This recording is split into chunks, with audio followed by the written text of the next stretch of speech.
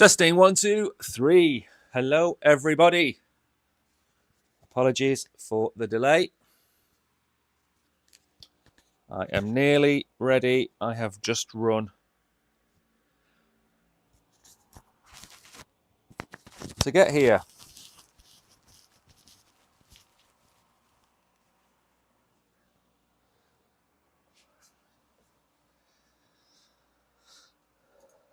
Good morning, everybody. Is there anybody here today? What is going on? There's nobody in chat.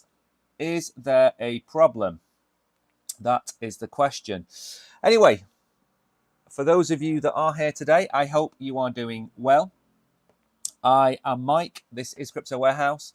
I hope you are all doing very well. Let me go and check that the stream is actually there, as I have been running a little bit behind this morning.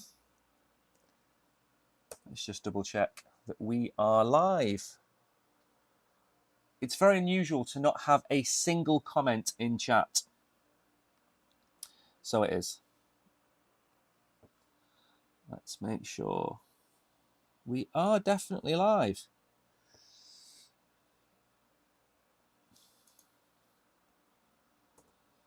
And we're definitely there. Let me just double check. Yep. Okay, well, this is an unusual type of stream. I've never done a stream. I have never done a stream to a completely empty audience. Good morning, Alpha Degen. Where is everybody? I kind of noticed it yesterday when the chat was really, really quiet. There was a few people in, a few people said hello along the way. But in general, we are really, really quiet today. Just give me a second. To get this set up, I need to log in to CoinMarketCap, and then we are away with the stream.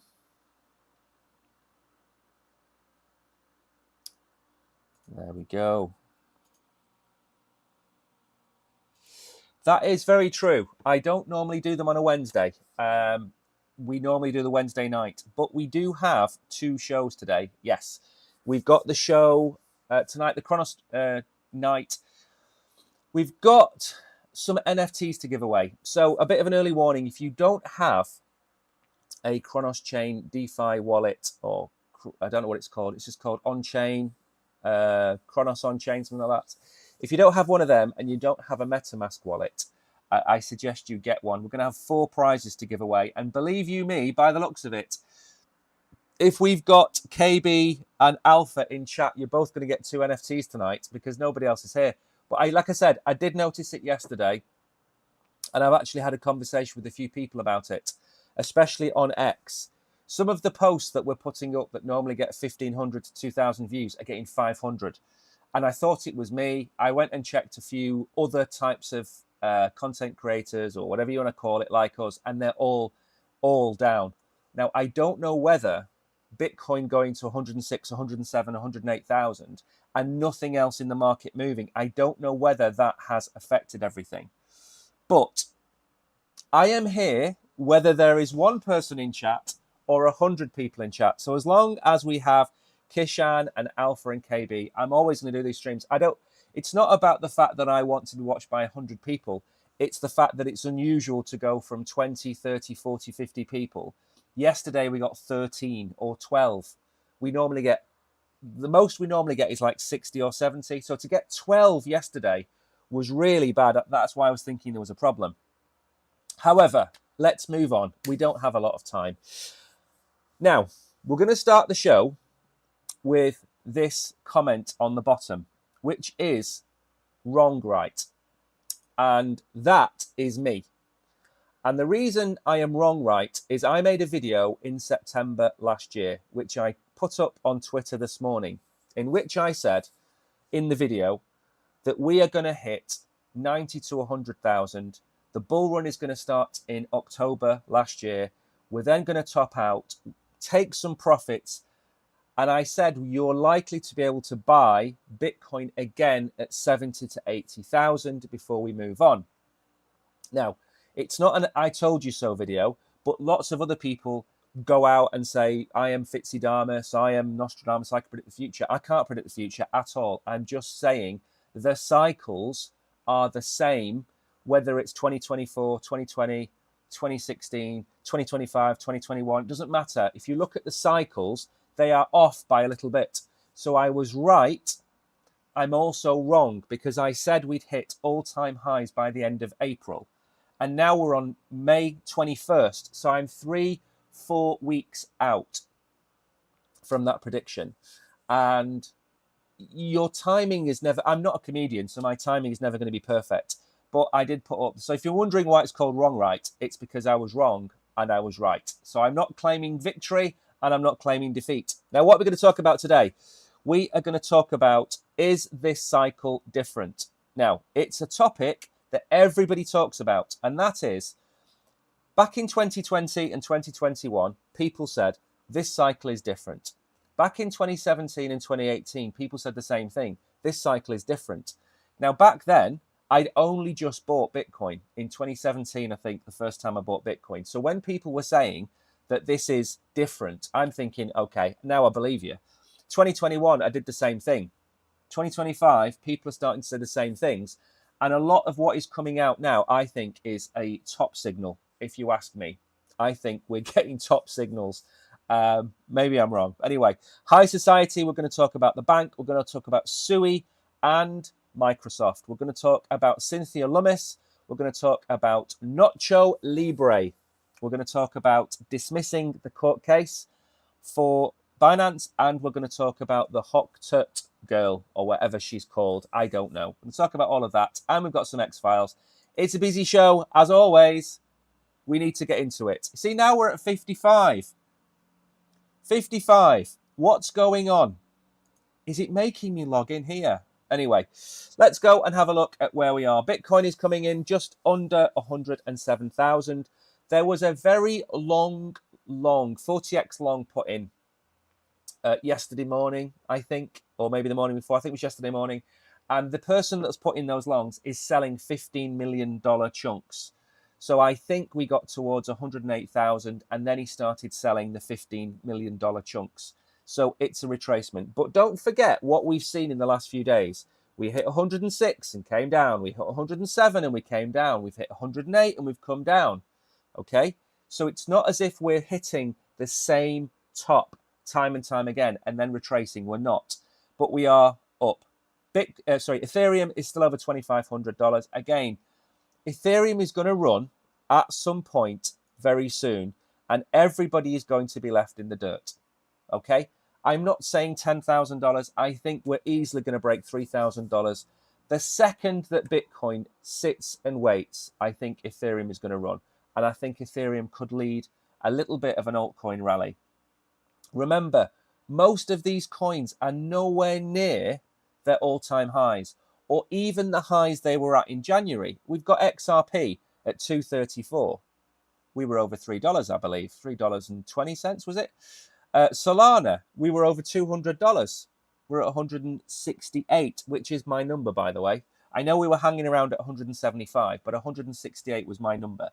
So we're only really at the prices that we're not even at the prices I want us to be at before we begin a rally up. So Bitcoin is leading the way. Clearly, Bitcoin is leading the way.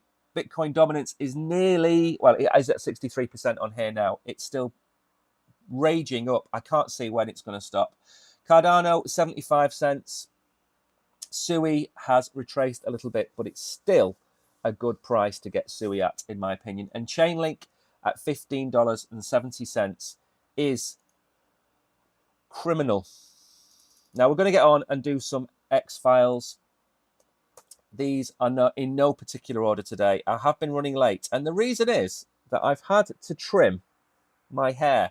Because when you're my age, when you have this and you have shaggy hair, you look like a vagrant.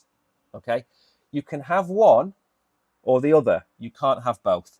Okay? So that's where we are. Now, Pudgy Penguins, we covered them yesterday, I think, when we were talking about their Tap to Earn game. They are partnering with Random House Kids, the world's largest children book publisher, to release the worst birthday present ever. So Pudgy Penguins are making moves. Now, we've seen this before. They're not the first people to do this, and they won't be the last. But once you get into mainstream and you get eyes on your project, that is a big step. Bonk and Mew are both sitting in the Revolut app, both as part of the education series on Revolut. That's their own little steps. But we've seen plush toys from other projects. It just happens from time to time. Now then, I'm going to put my cap. Good morning, Tariq and Danny, everybody else. Well, we don't have 124 people in chat. I don't know why it says we have 124 people in chat. There we go. Now, I'm going to put I'm not going to sit on the fence. Lots of people sit on fences these days, and I don't do that. I think you should have an opinion. I'm on the side of Charles Hoskinson. I've tweeted about this before. There is a hit campaign going out against Charles. And yesterday, I decided, by the way, if you don't follow me on X, what are you doing? You miss out on all this amazing content, such as me suggesting that Peter Schiff is about to speak today and say it's still going to zero, the crypto bros have got Trump fooled, or Bitcoin isn't real. We all know about those things. Here is me saying I told you so about Bitcoin, but the key, or the message I want to tell you here, there's no point in me repeating it, is this. Remember the time they ran hit pieces on Chris for failing in previous businesses, or Crypto.com not having reserves, or CZ being a Chinese spy, or personal attacks on JP Mullen, and now we are on IOHK Charles, which is Charles Hoskinson. You know who they never went after? They never went after Alex Mashinsky, and they never went after SBF. You fall for it every single time, and the post has been deleted by CoinMarketCap, quite rightly. Okay? If you said that Brad Garlinghouse had stolen $600 million worth of XRP, I'd believe that. I won't believe for 1 minute that Charles has stolen that at all. It's just not happening. There are hit pieces. It's just the way it is. 50 million Americans now own Bitcoin, surpassing gold ownership at 37 million. Now again, what's the population of America? 350 million. 1 in 7 own Bitcoin. Decent. We want that to be half of Americans owning Bitcoin. 37 million own gold. What's that? That's maybe 1 in 10, 1 in 9. So again, adoption is coming, and we're going to talk about what that was Cynthia Lummis, in a minute, and what she's had to say. Remember what I've been telling you all along. Don't listen to Donald Trump. Listen to Cynthia Lummis. I've been telling you this since the Bitcoin conference that Trump went to.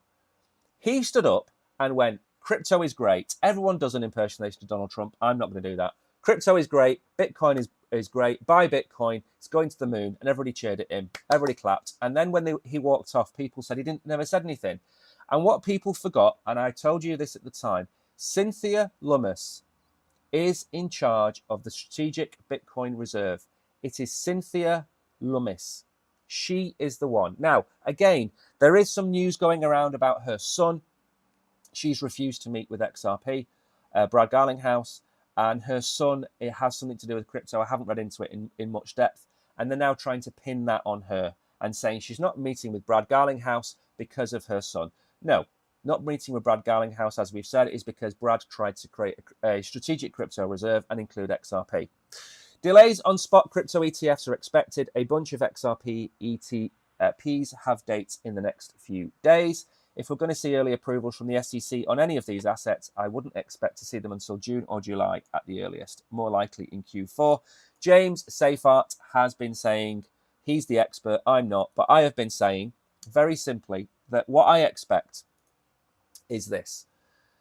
If you have 12 individuals that have Bitcoin ETFs, they are Mr. BlackRock, Mr. Goldman Sachs, Mr. VanEck, you're going to put them all live at the same time, so none of them have a competitive advantage.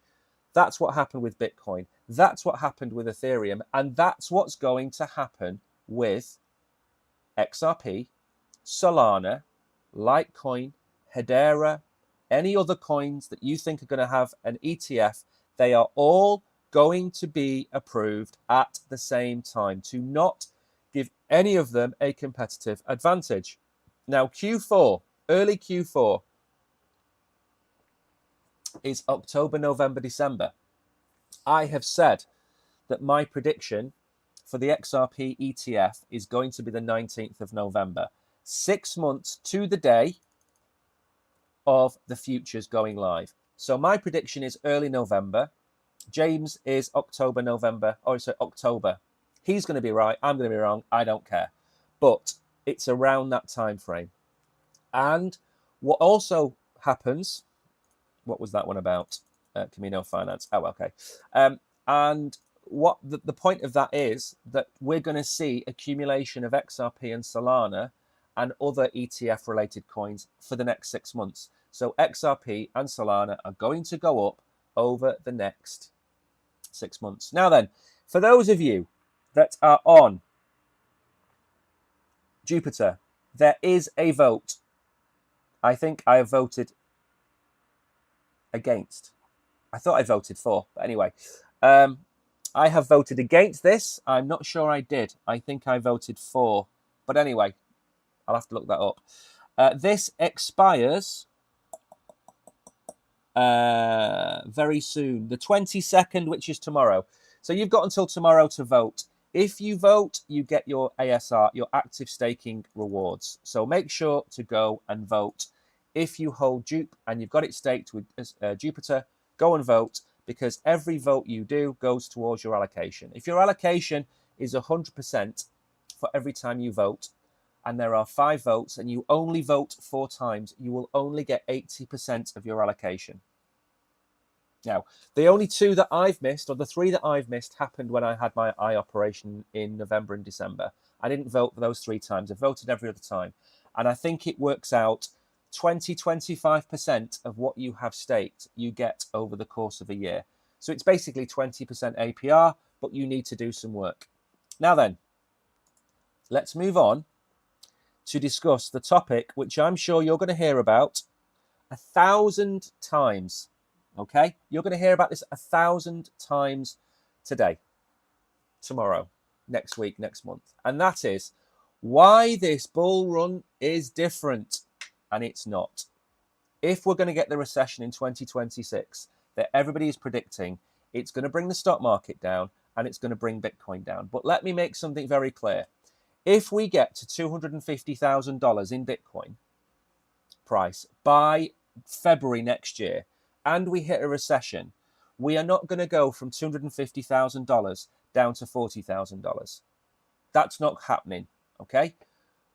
But we will top at some point in the next 6 to 8 months.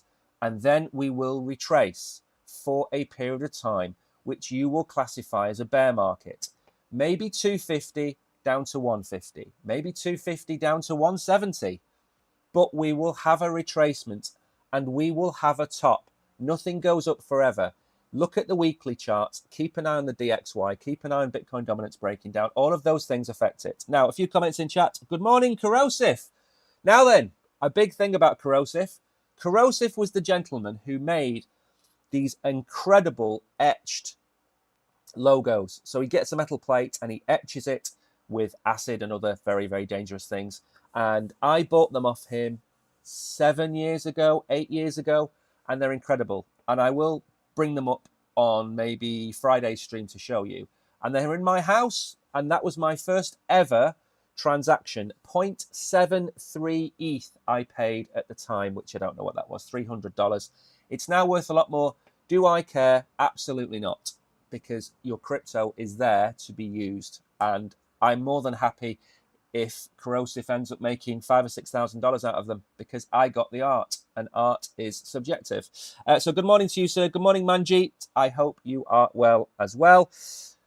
5 catalysts for why this time it's different, which it never will be, by the way. It's always going to stay the same until it isn't. And it isn't when I think we reach max adoption, and we're not quite there. We've just shown you 1 in 7 Americans own Bitcoin. I think when we get towards 50% owning Bitcoin, that will more than likely be max adoption. The same with the internet. You follow the curve of the internet.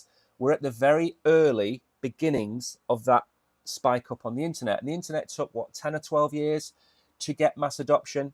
To go from 0 to 50 took a lot longer than it did to go from 50 to 75. Crypto is the same. Crypto, we're going to see this sudden influx of people over the next 6 months. And when we talk about Binance having 100 million users, it is more than likely going to hit 200 million users by the end of this year or next year. So it's going to double the number of people. And with that, you have to expect the teething problems that they get, customer service, downtime, whatever it might be. But we're getting to the point of adoption, and that's the key. Now, the 5 reasons why it's different this time. Number 1 is, of course, ETFs. We talk on this channel about 3 things, don't we? Regulation, adoption, and interoperability. 3 things. Do we have regulation? It's coming. We're seeing stablecoin regulations coming in. Adoption, 1 in 7 Americans now hold it. And interoperability. How does Solana talk to Ethereum? How does Ethereum talk to Cardano? How does Cardano talk to the XRPL or the XRP ledger? All of those things are needed. And we've said it time and time again. The internet is just one great big mesh of interconnected networks. At the minute, crypto isn't. Everything is still fragmented. That's how it was back in the day, back in the internet days. You tried to look at a website in France, it took you 30 seconds to load it. Now it takes nanoseconds. So, legitimacy, absolutely. Liquidity, absolutely. Supply narrows as long-term holders are unchanged. Again, we showed you the Bitcoin and Ethereum charts. The Ethereum supply on exchanges is at, what, a 7-year low now? Bitcoin supply on exchanges at a 5-year low. They're only going to get worse. Next up, we have a really annoying pop-up. Retail frenzy is guarded. It's not manic. We don't have retail. You can tell by the number of views on my videos, we don't have retail. 2 years ago, we were getting 5,000 or 6,000, 3,000 or 4,000 views a video. Now we are getting 500 or 600 views on a good day. Okay. Now, by the way, we have tested making videos about things that aren't crypto related, and they're back in the thousands. So we know it's not us. We know it's the fact that retail hasn't come back. And where does retail go to find out about crypto? It goes to X and it goes to YouTube. They're not here. We're seeing the pump, and we don't have retail. I don't know whether retail are going to turn up and not add that much liquidity, to be honest. The amount that the ETFs are buying, I don't know whether retail can match that. The macro backdrop favors digital assets. Again, we talked in December, November, September last year, we talked about Donald's ducks, didn't we? I made a video called Donald's Ducks, all of the ducks that need to be in a row for crypto to succeed in America. Trump to win the election, inflation to come down, interest rates to come down, housing market to cool off, unemployment to go up, which reduces the demand on wage inflation. We talked about the strategic Bitcoin reserve. All of those things, Donald's ducks, pretty much nailed to a T. We've got near enough everything apart from interest rate cuts and maybe a little bit of inflation coming back now. So all of those things mean what? It means the money printer will be turned on. We're going to see the money printer. That's all we want. Good morning, Bullish Bull. I hope you are well. So now we know all of that. What's the last one on here? The AI crypto intersection draws attention. Again, we talked about FET being the #1 AI project to invest in, and the token price hasn't reflected that. I then changed that to be NEAR and ASI. What was it called? Artificial Superintelligence, something or other. I can't remember what they call themselves now. But basically, Singularity, Fetch, Oceans, and another one. So everything comes together. Everything comes together. Do I believe AI is going to have a massive impact on crypto? Yes. It's going to make wallets more secure. It's going to make transactions more secure. It's going to make customer service for crypto exchanges better. It's going to be able to check for the, what's it called? The dust attacks, where you get sent fractions of dust in Solana or Mu, and then you think that's the right wallet, and it's a specific letter difference. All of those things are hopefully going to be resolved with the use of AI. So the question then is this time different? Yes, it is. But 2021 was different, and 2017 was different, and 2029 will be different. They will all be different. Every single one of them will be different. But do I believe that the cycles have stopped? No, I do not. I don't believe the cycles have stopped, but I believe they will become shallower and shallower over time, which means we're not going to see 25, 50x's on Bitcoin. If you think about the bottom, what was the bottom? Let's call it 15,000. Let's say we go to 150,000 on Bitcoin this cycle. That's a 10x. If you go back to the previous cycles, what did we do? We went from 3 to 69, was it? Something like that, which is what, a 23x? So it's becoming shallower and therefore more mature and therefore more adopted. So at some point, as Saylor was talking about, I think it was Saylor was talking about the other day, oh no, it was Willy Woo. Willy Woo was talking about the other day, and he was saying that we're still going to outstrip the money supply increases. We're still going to outstrip inflation. We should still be looking at an 8 to 12 to 15% increase in Bitcoin every year. Now, when you're talking about those numbers and you hold Bitcoin, then you're talking about $20,000, $30,000, $40,000 a year increase in Bitcoin on average over a long period of time. When you're talking about buying into Bitcoin, you realize that right this moment in time, you don't hold enough Bitcoin. And that is what you should be doing. Every morning when you wake up, I don't hold enough Bitcoin. Go and buy $10, $20, $50. And at some point, we will peak. And at some point, you will dollar cost average in at that peak. Call it 250,000. And then at 2 years later, you will dollar cost average in at maybe $150,000 or $120,000. And you'll catch the bottom. And then in 5 or 6 years' time, when you're dollar cost averaging in at $300,000 or $400,000, you're still dollar cost averaging in, but your average price then will be $170,000, and your Bitcoin will be worth $400,000. Don't worry about buying the top if your long-term strategy is dollar cost averaging into Bitcoin, because in the long run, it makes no difference. I think somebody else said the other week, if you've been holding Bitcoin for 5 years or more, you are in profit, because that's the 4-year cycle plus a bit. So don't worry. Now, Société Générale, I am not going to put on my French accent for this, ladies, so adjust yourselves and get your coffee down here. This launches its first bank-issued dollar stablecoin on Ethereum. Again, we're going to keep seeing this. It's going to keep happening. And it's like the question that I asked all those years ago, when are too many NFTs too many NFTs? When are too many ETFs too many ETFs? And when are too many stablecoins too many stablecoins? And what I mean is very simply put, the impact of each of these things lessens over time. The Bitcoin ETF went live, the biggest crypto asset in the world, boom, billions.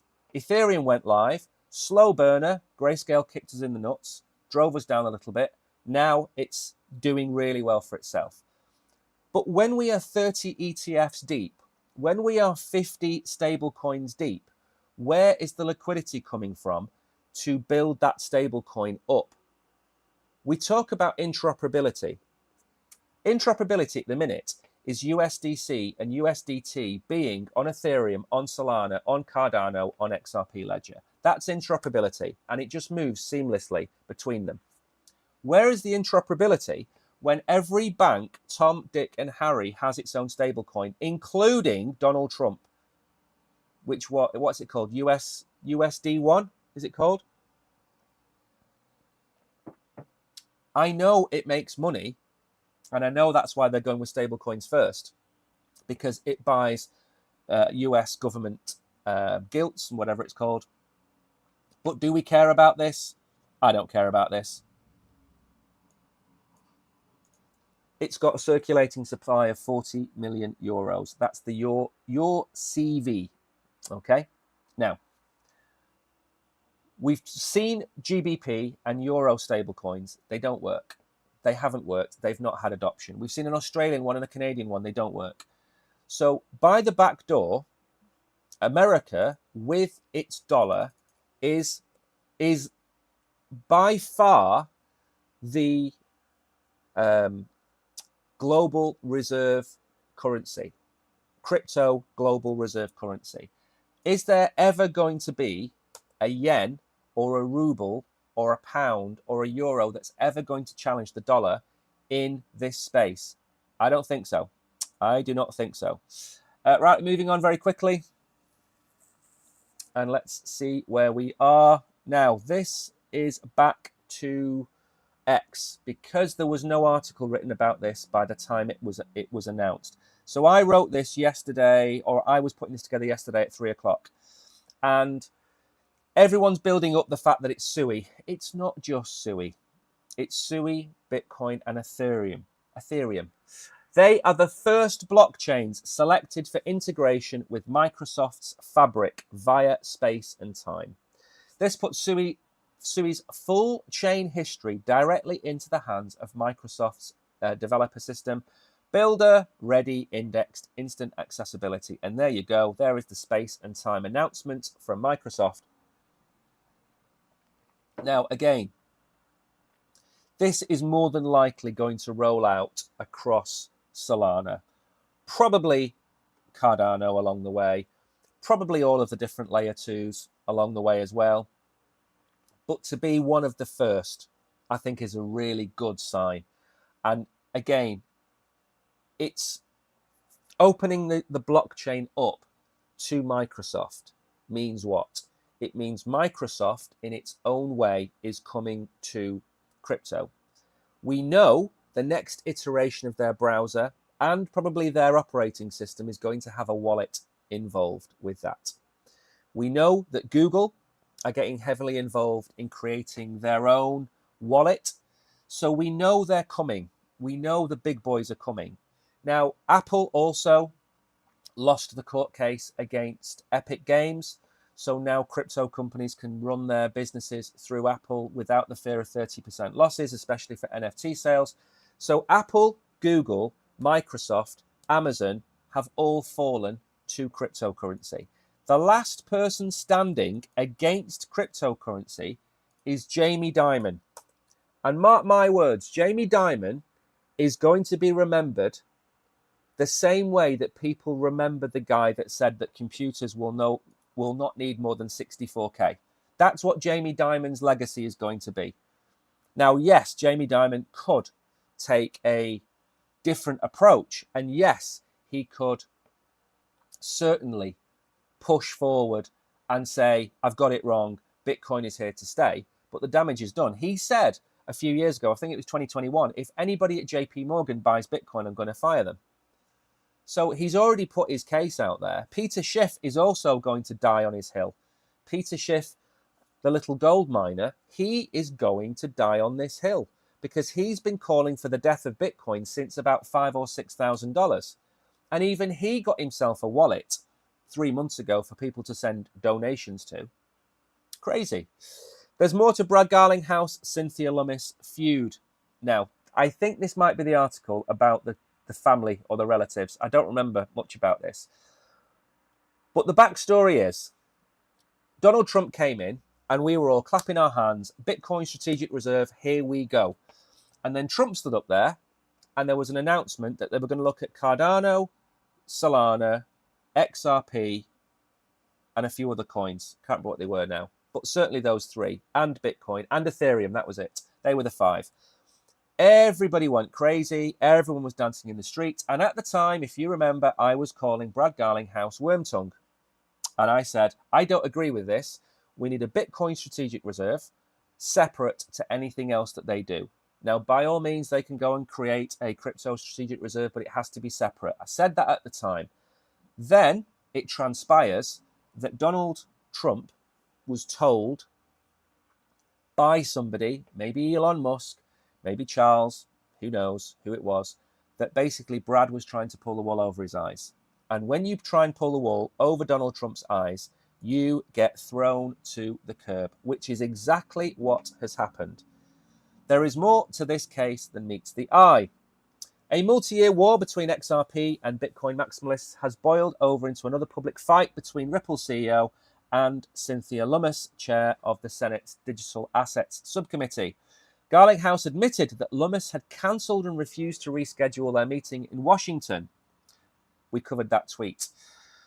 Lummis prefers Bitcoin and other stablecoins that compete with Ripple's RLUSD. I can't. That does not roll off the tongue.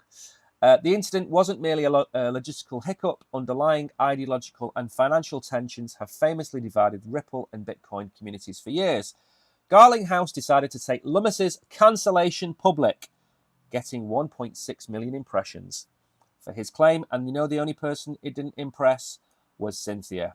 You don't do this in public, Brad. You don't wash your dirty laundry in public. One pro-XRP lawyer commented on the cancellation. Some of her comments put her alongside some of the worst Bitcoin maxis around. He also blamed her for creating an unfair playing field in government because she is a champion of Bitcoin exceptionalism. They're showing their true colours. XRP is showing its true colours. You speak to Charles. Charles will say that Bitcoin is number one. You speak to Anatoly. Bitcoin is number one. What are Charles and Anatoly trying to do? Bring Bitcoin to Cardano and Solana, respectively. They are trying to work with Bitcoin. XRP is not your friend. Now, I like the coin. The coin is going to do very well, but I'm not a fan. I'm a fan of the way Brad fought for crypto and won. Yes, I'm not a fan. They are a private entity. They are a centralized business. They are not a blockchain in the same light as Ethereum or Bitcoin or Cardano. But that doesn't mean you can't hold the asset. They are not mutually exclusive. But comments like this are going to get them nowhere, especially if Saylor has anything to do with it.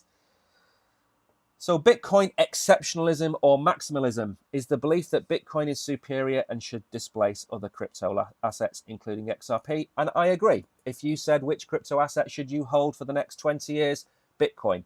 100% all in on Bitcoin. Nothing else. If you want to have another portfolio that you trade and you buy gems and you sell them for profits, the profit goes into Bitcoin. You should be profiting from alts to buy sats, if you can afford to do that in the future. Lummis's son-in-law, here we go, Will Cole, has supported maximalist views and criticised Ripple's founders. He has called XRP a centralised joke, and he blamed Ripple since 2021 for conducting a massive pre-mine with founders greedier than any central bank. And he's not wrong. He's not wrong. But Cynthia isn't wrong, because we were promised a Bitcoin strategic reserve. That was what the election was on. The second he wins, we've suddenly got Brad saying, let's get XRP. Let's get XRP in there, shall we? No. We wanted a Bitcoin strategic reserve. Cynthia is sticking to her guns, and her son, Will, sounds very, very clever. So this is a war between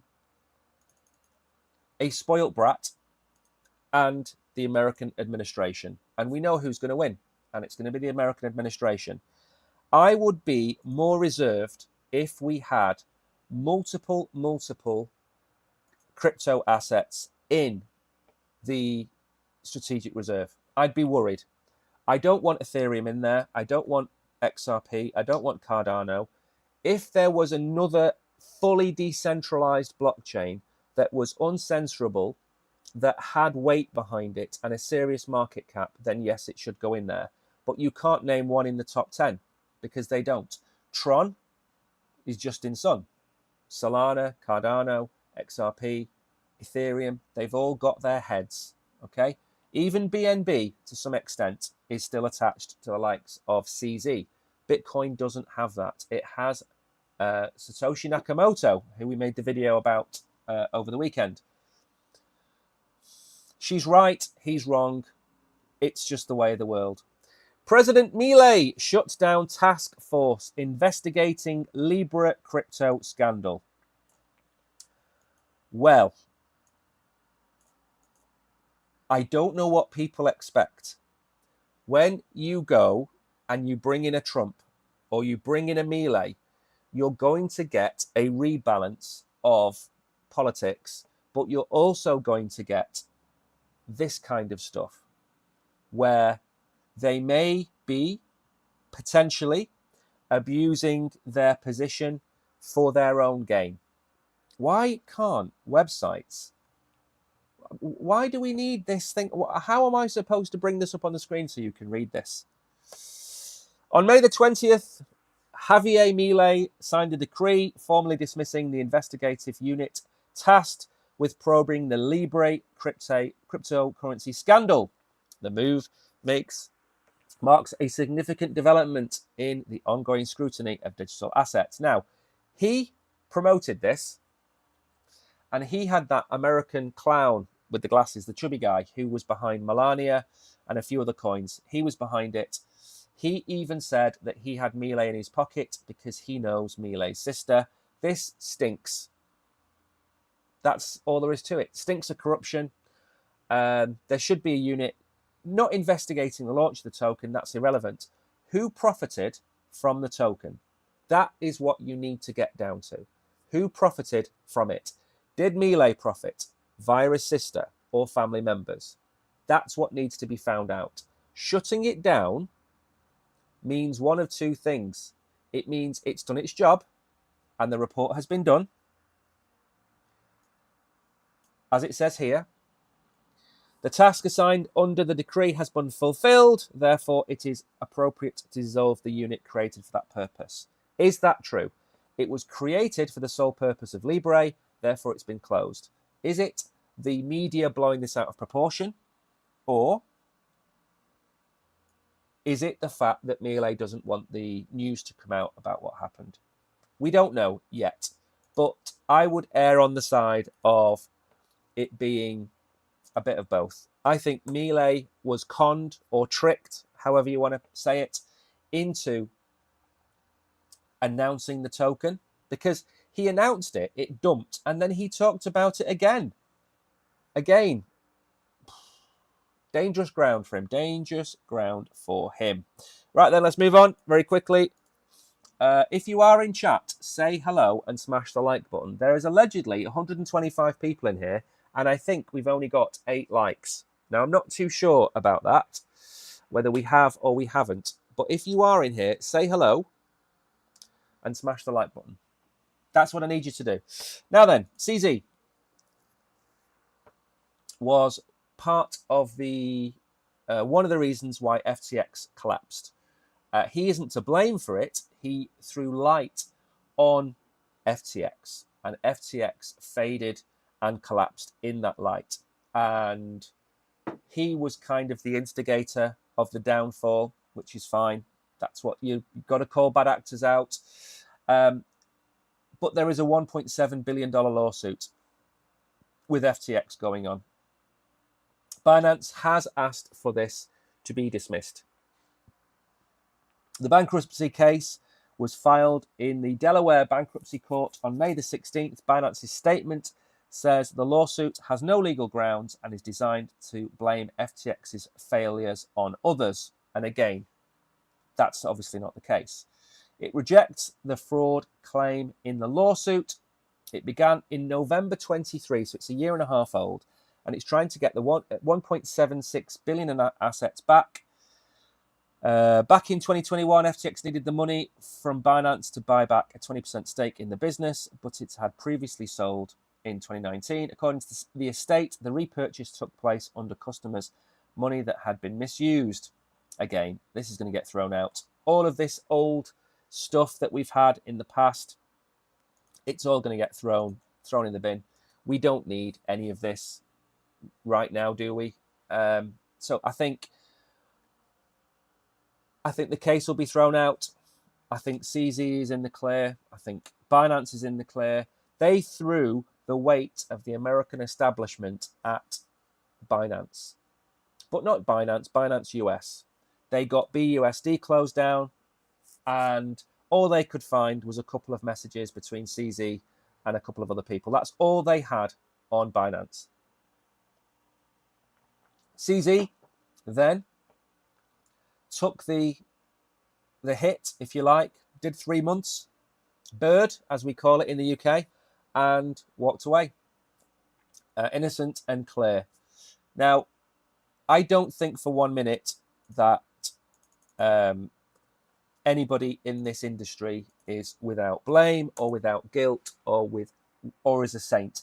Everybody in this industry that's made it so far has some element of skeletons in their closet.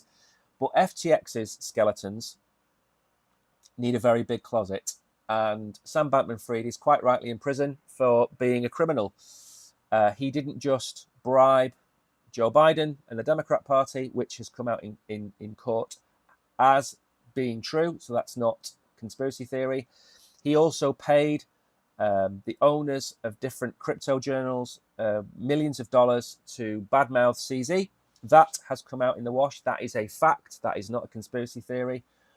And he misplaced customers' funds. He also fictitiously made up the amount of Bitcoin that they had in their wallets. Again, that came out in the court case. And finally, Sam Bankman-Fried was taking recreational drugs whilst being in the office with every other member of staff. Again, that has come out in the court case. That's fact. So if you're comparing a few dodgy messages from CZ with what Sam Bankman-Fried got up to, there's no comparison. And Sam Bankman-Fried is quite rightly sharing a cell with Diddy and a bottle of lube. Hoctor girl Hayley Welsh didn't know how crypto worked before meme coin failure. Now again,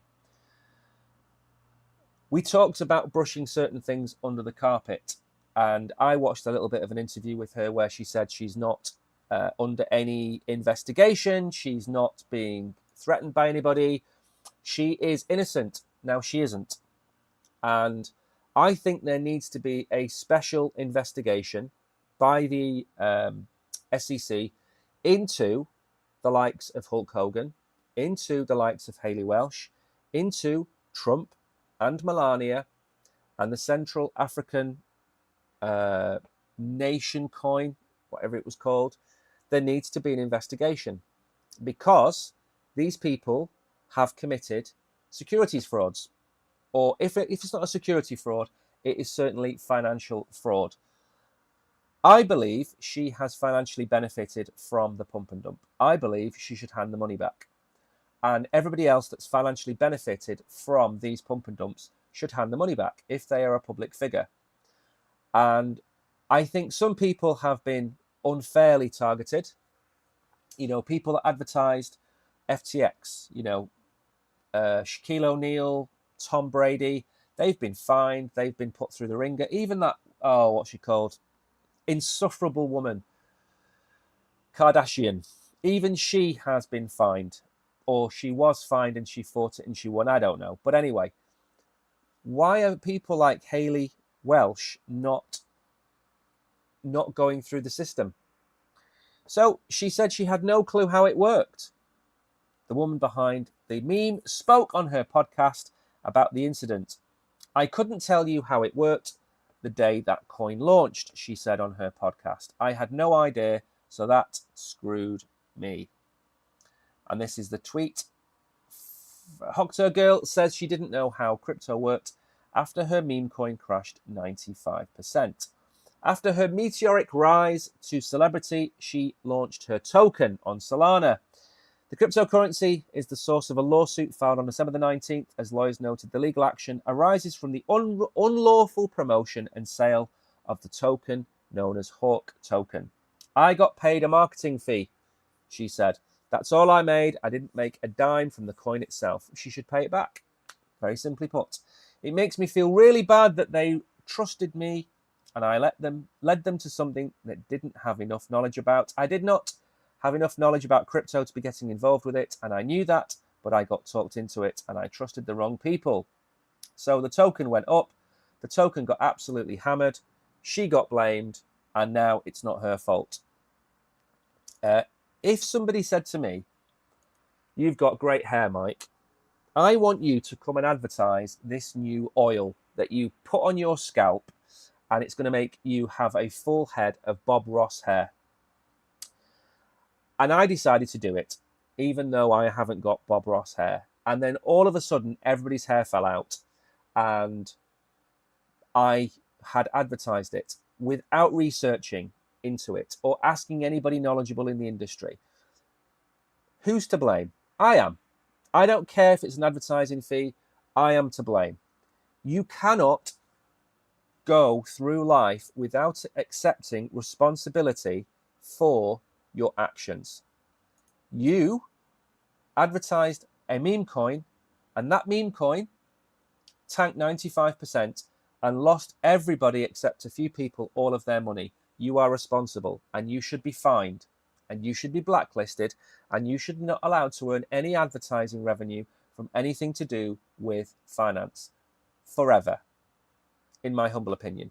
So that is that. Now then, we've got to the end of the show, and I never asked a poll question today, so we're not going to start that now because it's not the time. We are going to go full screen. Now, I am not quite sure why we went from 3 people watching to 131 people watching after I went live. Now, I don't know whether you all just want to look at my hair, which is fine, you're allowed to do that, or whether there is a glitch. But thank you all for coming. We are back tonight at 7 p.m. We're going to do the Chronos Night on Binance, YouTube, and probably X. We're going to be giving away Pigeon Quest NFTs. We're going to be giving away Monkey Muscle NFTs, 2 of each. We're going to be done. There's a quiz on the live stream. We're going to be talking about Wolf Swap. We're going to be talking about Compounder. We're going to be talking about Chiverse. We're going to be talking about Burnit Token. We're going to be talking about all things to do with the Chronos chain. It's an educational evening. We're going to show you how to use a DeFi platform.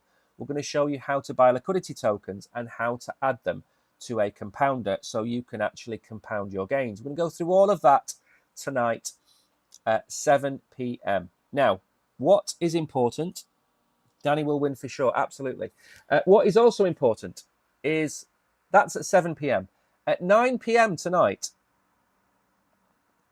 9 p.m. tonight, we have the Europa Cup final, and Man United will be playing Tottenham Hotspur.